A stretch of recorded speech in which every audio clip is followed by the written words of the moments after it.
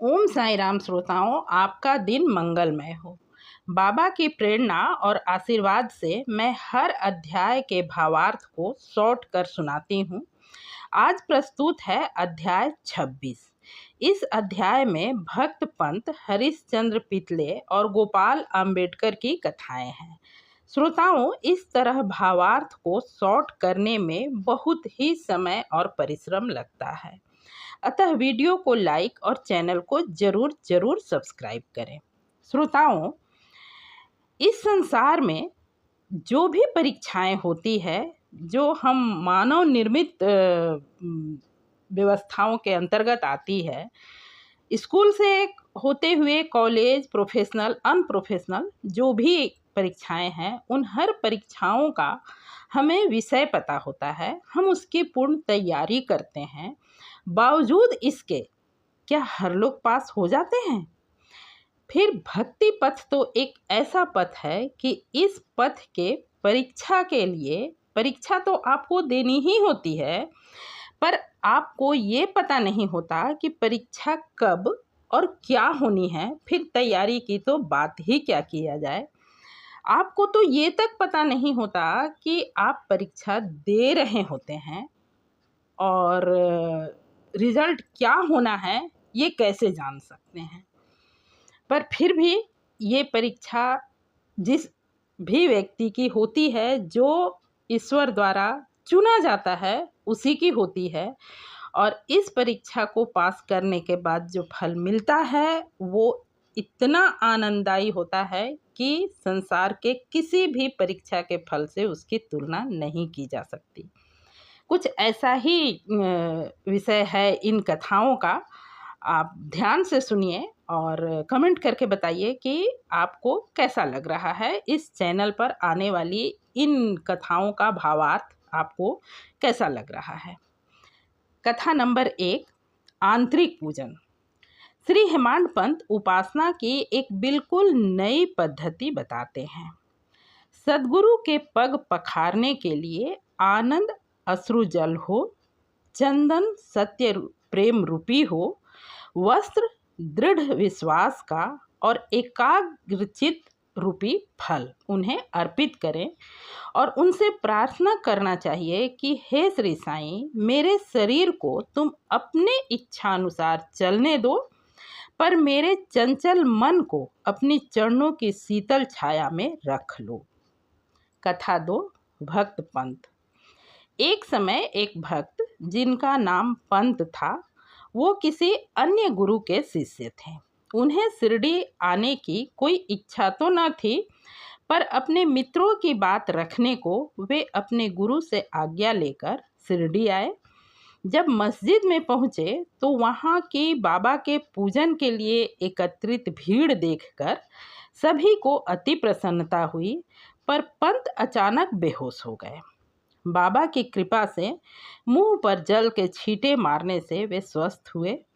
उनकी सच्चाई जानकर कि यह अन्य गुरु का शिष्य है, बाबा ने उनसे कहा, कैसे भी आओ पर भूलो नहीं, अपने ही स्तंभ को दृढ़तापूर्वक पकड़कर सदैव स्थिर हो, उनसे ही अभिन्नता प्राप्त करो। कथा 2, श्री हरिश्चंद्र पितले। बंबई में एक व्यक्ति जिनका नाम हरिश्चंद्र पितले था, उनका पुत्र मिर्गी रोग से पीड़ित था। उन्होंने बहुत इलाज करवाई पर कोई लाभ न हुआ। पितले ने साईं बाबा की कीर्तन सुना था।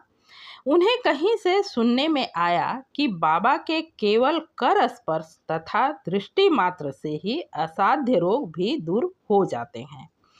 वे अपनी पत्नी और बच्चों सहित शिरडी पधारे। मस्जिद पहुंच उन्होंने बाबा की चरण वंदना की और अपने बेटे को बाबा के चरण में डाल दिया। बाबा की दृष्टि उस पर पड़ते ही बच्चे में विचित्र परिवर्तन आया। बच्चे की आंखें पलट गई और वह बेसुध होकर गिर पड़ा। मुंह से झाग भी निकलने लगा। देखकर ऐसी आशंका होने लगी कि बस अब उसका प्राणांत होने ही वाला है। बच्चे के माता पिता अत्यंत घबरा गए। उसे थोड़ी देर के लिए मूर्छा अवश्य आती थी, पर यह मूर्छा अधिक देर तक रहा। यह देख उसकी माँ रोते हुए कहने लगी, मैं ऐसी स्थिति में हूँ जैसे कोई चोरों के भय से भागकर किसी घर में छुप जाए और वह घर ही उसके ऊपर गिर पड़े। तब बाबा बोले, इस तरह रो नहीं, धैर्य रखो। बच्चे को अपने निवास स्थान पर ले जाओ, वह आधे घंटे के बाद होश में आ जाएगा।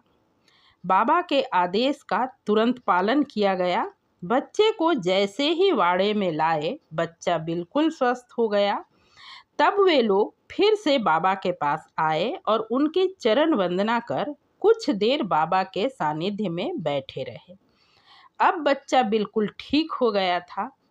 तो सुखपूर्वक शिरडी में कुछ दिन गुजारने के बाद जब यह परिवार शिरडी से प्रस्थान करने के लिए बाबा से अनुमति लेने गए, बाबा पितले को ऊदी सहित आशीर्वाद देते हुए बोले, मैंने तुम्हें पहले भी 2 रुपए दिए थे और अब मैं यह 3 रुपए तुम्हें दे रहा हूँ। इन्हें अपने पूजा गृह में रख कर इसकी पूजा करो, तुम्हारा कल्याण होगा।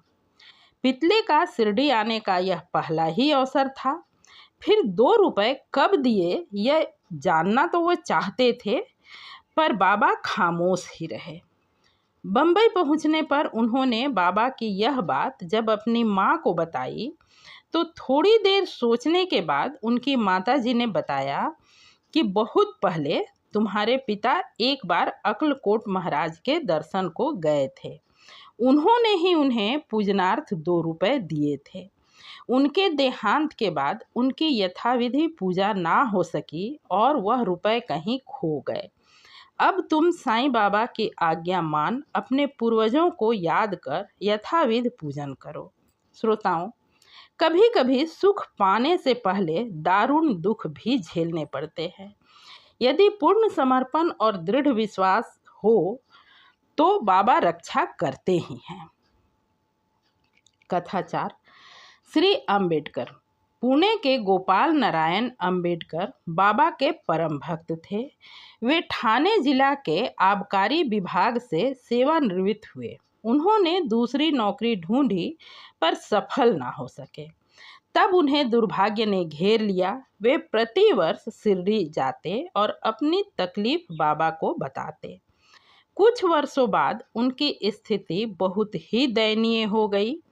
इसलिए उन्होंने शिरडी आकर आत्महत्या करने की ठानी और पत्नी सहित वे शिरडी पहुंचे और एक रात्रि उन्होंने कुएं में कूदकर अपने प्राण त्यागने का निश्चय किया। तभी बाबा के एक भक्त सगुण मेरू नायक वहां आए और उन्होंने उनसे पूछा कि आपने कभी अक्लकोट महाराज की जीवनी पढ़ी है? उनके नाम में उत्तर देने पर उन्हें पुस्तक पकड़ाते हुए बोले, लीजिए पढ़िए।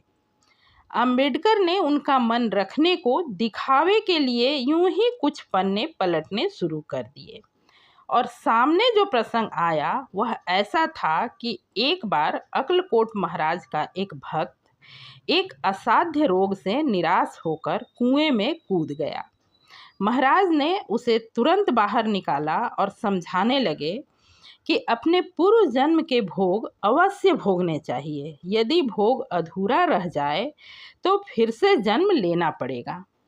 इस कथा को पढ़कर अंबेडकर ने अपना इरादा बदल दिया और सगुन के हाथों किताब भेजने की साईं की लीला को समझ द्रवित हो उठे। कुछ दिनों बाद बाबा की कृपा से उन्होंने ज्योतिष शास्त्र का अध्ययन निपुणता से किया और उसमें बहुत उन्नति कर शेष जीवन सुखपूर्वक व्यतीत किया। श्रोताओं, बाबा की प्रेरणा से किया जा रहा मेरा यह प्रयास आपको तनिक भी अच्छा लग रहा हो तो कृपया चैनल को सब्सक्राइब करें। पूरा अध्याय सुनने के लिए हार्दिक धन्यवाद। ओम साईं राम।